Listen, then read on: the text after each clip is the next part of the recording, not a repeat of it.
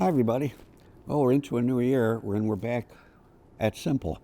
I really enjoy starting our year here. We had some 1 minute shows, but this is our one where we're getting a little more depth about our gardening practices, plant material people we'll talk to and interview. So I'd like to really share something exciting with all of you. In mid-January, started a whole new company, still have Northwind, and I met Heidi Bain here and teamed up together to start the Roy Diblik Garden Design Group. And it's garden design because it's about all gardens and designing all types of styles and different types of plantings. And the idea is to get involved with everything and to do it with no rules. Because when you have plant knowledge, if you do things with plant knowledge, awareness, goals, and objectives, and each client has goals and objectives, there's nothing we don't have the possibilities of working on. And our other team members are Jerry Wilhelm, we have Jerry Wilhelm, and Jens Jensen, and Jeff Epping will be working with woody plants. And we have also Terry Goon if we need landscape architect work. Terry, I worked with her at Millennium Park. So we're creating this whole team of people. And Heidi and I are partners in this. And our first big project, Heidi was working with food chef, actually. And and his request was diverse. Right. Yeah, he smothered out some garden areas with giant tarps for 2 years, and I went to see that. And then he talked about all kinds of foods. I had no idea what he was talking about because the only thing I've made in my life is a salad. So it was really interesting. So I talked to Heidi, and Heidi felt comfortable getting involved. And so your end right now is that fruit orchard, right? Right. He talked about the perennial garden that he wanted to surround the house, and then he had a large area that was tarped, and he's excited to put an orchard in. And it kind of spurred a lot of ideas that would have trees mixing in with perennials, with woody shrubs, with grasses, and kind of a whole everything in one garden space. So it's been exciting to kind of put that together. He has a few fruit trees that he's grown on his own that he'd like to include. So, of course, that's what we started with. Right. What does he have? What is he like? And then just getting to know this man and what kind of background he has in culinary and what he's looking for to add. He's had a small gated vegetable garden for a few years in a new home that he bought, and he's ready to take that down and expand it to this larger area. So he basically created what we're pursuing. Right. It was his thoughts, his ideas, Right. his dream. And he really got me all confused because he wanted to use Rumex crispus. I said, well, yeah, I know Rumex crispus. I chop it out because it can reseed in heavily into some areas. And sometimes I leave it because it's very architectural. But I never think of it as a food. And what does he do? He made sauces or... Right. It's lots of things you can do with a lot of the things we look at as weeds in our gardens or yards. And a lot of people find the edibles a very unique part of gardening, that there is benefits to them. And as well as we use lots of pollinators as well. The bees love to come help us out. We're talking sorrels, we're talking native greens, we're talking a lot of flowers that also are in everybody's spice cabinet, as well as teas are made with several of the pieces of flowers that people can harvest. It's very exciting because I'll be planting what most people would call weeds, actually going into the garden. Right. So I feel not just happy but excited about the projects and this project especially. Yeah. So I think this is your first drawing we did? Right. This was kind of a conceptual plan. So it has apple trees, peach trees, 4 vegetable beds, a walkway that'll need to be cut in for paths. And there's several different ideas between the fruit trees, the vegetable plots, grasses, a grassery we've developed, and then more areas that will actually have not traditional perennial gardens, but the perennial gardens that we like to play in that have a little bit of everything. And even with some of the showier types of vegetable plants, we'll probably include some of those in the perennials as well. So it's a nice mix. We are on the edge of a lot of woody areas. So again, our friends that live in the forests are going to be a challenge as well. But we're, thinking of things like tangly brambles, like raspberries. Everyone always wants to chop those out. It would work in our benefit Right. to help as a border, as well as produce fruit that this gentleman would love to have as well. And the list goes on of plenty of different types of plants that are going to offer these ideas. And I think that's a big part of the conceptual plan too. Yeah. Just make it extreme, Right. and then you narrow it down to what's doable Right. and And manageable and you can And what care we for, can find too. and phase it in. Right. We don't have to put everything all at once. We can phase things in. Right. So what happened was, after you did your conceptual plan, Heidi came and we said, we need to go out and see the site. She really wanted to visit the site and see it. Right. And have a feeling for the place. And we did a YouTube on that for a minute. Heidi was out locating the fruit trees, and I was spray painting where they would go. And I never spray painted on snow. This was the first time I've ever done that. It was a snowy day, and it was a little bit warmer, so we were able to be out there for about 3 hours. But it was nice just to actually spray paint the snow, how paths might look, where certain areas that would be homes for the actual trees, as well as the shrubbery, as well as the vegetable beds.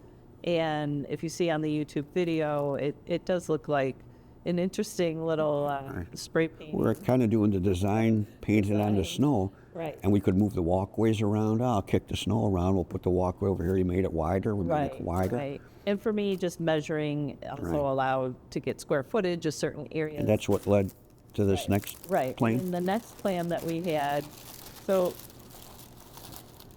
anything that is a plan is constantly evolving and editing and changing, as anyone knows, no matter if it's a recipe or a garden plan. And you're adding things to it, you're taking things out, you're getting a little bit more refined in your actual square footage and dimensions, and how many trees are going to go in each area, how many shrubs are going to go, what's going to happen here. So this is a little loose, but it has a lot better measurements for us that really helped us plan the whole garden. So as you see, the shape of it, it's not even a real normal shape of a rectangle or... It's more what was really there. We're really using just what's on the landscape. We have the area itself, which also has a slope going up to it. It's about a 12-foot drop. Then it goes into the driveway and then this home. So again, it's a different type of area that it's going to take a lot of There still needs more thought. creative ideas. We're still and you're still kind of at phase 2. Right. And then you came to this phase. Right. And then getting a more detailed plan is putting more plants in place and more ideas of the shapes of the beds. You can see a little bit different things going on. Again, the initial ideas from the conceptual plan were still there, but grassery, perennials, vegetables, and then the orchard surrounding it. And again, this whole area is very wooded, so there can be things that can be included to reflect what the woods is already had. We don't want to recreate it, but we want to add it and enhance it. So I think that's a big word, enhancement. We're not rushing into anything. Right. We're gradually going to put a variety, maybe woodland understory in, but we don't have to do it all at once. Right. And it makes it easier for stewardship and caring, because you just take care of what you do. Right. And that, when that gets established, you grow into what's next. Right, and it can also be almost grown or cared for in zones, and that helps people to understand how much time is really required. If it's a grassery, if it's areas where the fruit trees might be, there might not be so much stewardship there because it's going to maintain itself, as well as we hope the perennials as well. So weeding, hoping it to be a minimum, keeping paths clear and accessible to maybe garden carts if he's harvesting it. And, it's a lot of fun because there's a lot of things involved. Well, and I think I'll add to that, too, what part of our mission is with the Diblik Garden Design Group that both Heidi and I agree on, is that at the end of the design, we don't leave the clients. Right. We're going to interview people within the area who can actually be good stewards of it. We're going to work with the client to find people with passion and a love for doing what they do to earn a living. And then if they have passion, Heidi and I can coach them. You can go out and coach them. So We just don't do a design and say, good luck to you, I hope it all works out, thank you. Right. And it's been encouraging that clients that we started to work with, they understand that piece. We make it very clear. Right.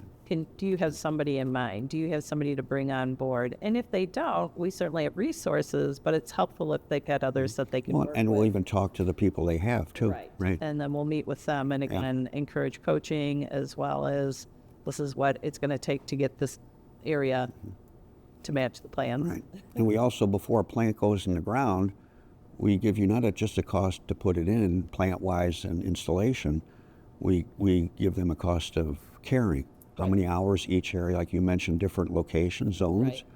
We give a cost for each zone so they know beforehand what they're really getting into for time and money, so they can understand time and money to care for something. And that's realistic for the owner who's maybe not a first-hand gardener that really wants to dive in, because it could be intimidating, or maybe they have other time commitments like, you know, their careers or whatnot, and hoping to come home at the end of the day and just have this all together. But we want to make it as realistic as possible so that people know the kind of time that each area is going to be involved. And if it's too much, then we cut back and change the design to something that's more manageable, more workable for them. And you can always add to it.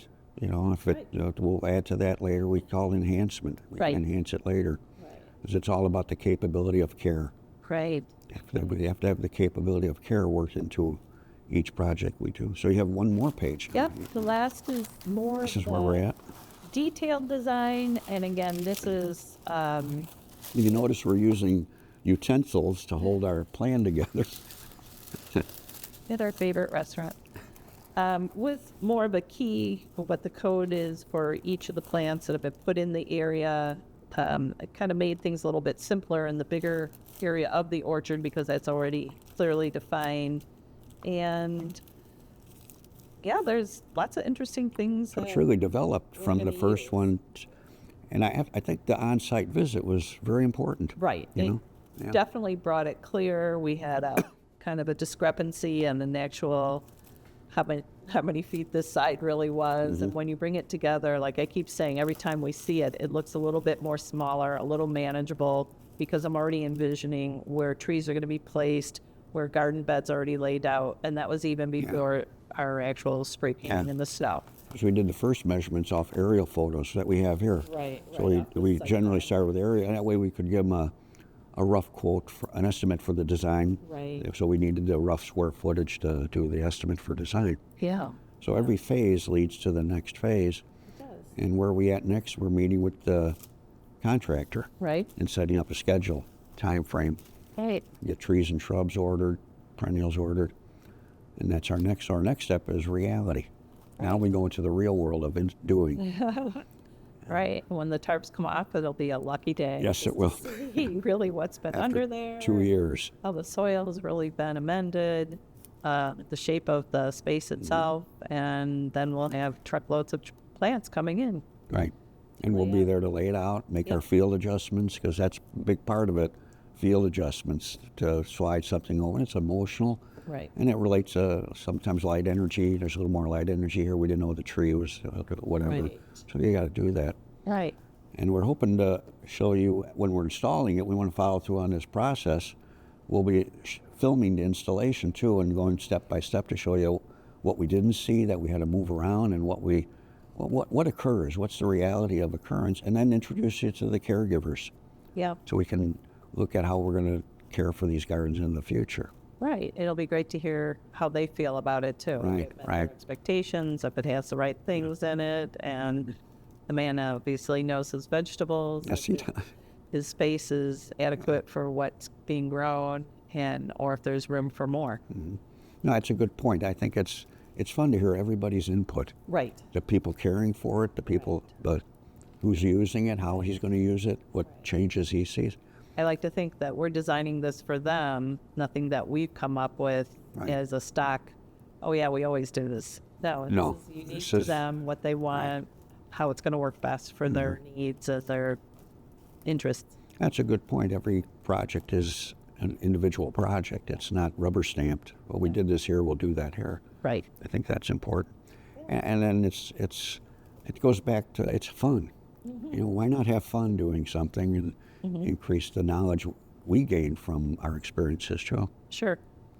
So, well, Heidi, this is too good. Thanks, and we'll keep you updated on the project. And if you can go back and watch the YouTube on us working in the snow. It was about a month ago. So, everybody, will see you soon. Thanks, Heidi. We'll keep everybody updated. I'll see you later.